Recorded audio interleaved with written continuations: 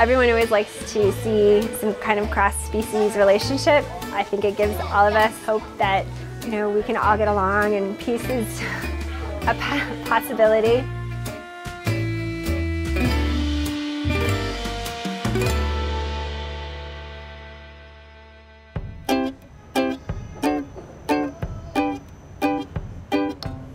Wander into the Brooklyn Cat Cafe on Atlantic Avenue, and you could end up leaving with more than just a coffee.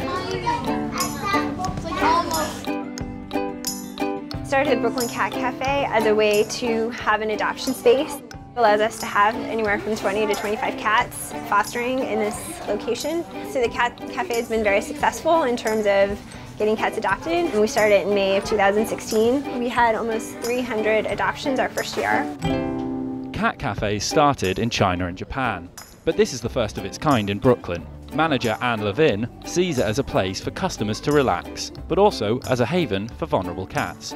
We have a kitten terrarium is what we call it, which always has, you know, a nursing mom and some kittens that have been found and rescued. This kitten, her name is Anastasia, and she was actually an orphan. She's a little bit of a deformity with her legs. If you see, her legs are kind of off to the side, so we do little strengthening exercises like this. A great opportunity for us to talk to individuals about community cat issues and things that they can do in their neighborhood to help the local cat and dog population.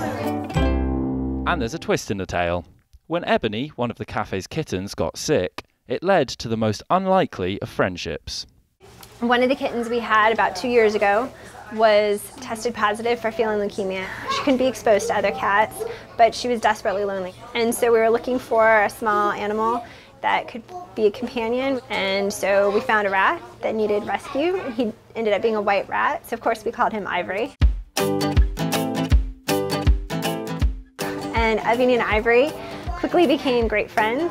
Ebony did end up having leukemia, so she had a very short life, only 5 months, but her life was immeasurably enriched by having a friend and companion to play with and snuggle up with.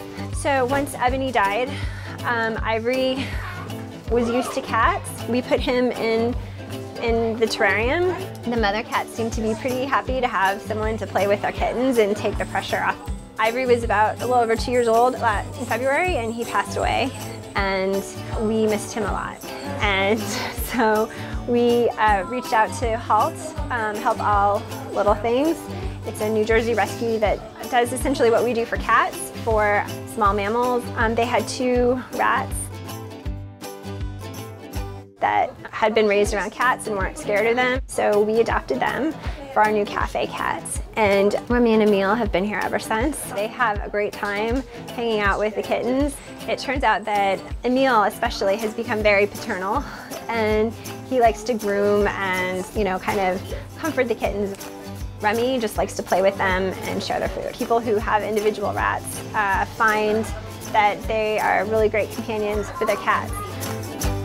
I love it. I love cats. I love rats. Rats get the stereotype that they're super dirty, like subway rats, and they're actually so smart and they're so social, and so are cats.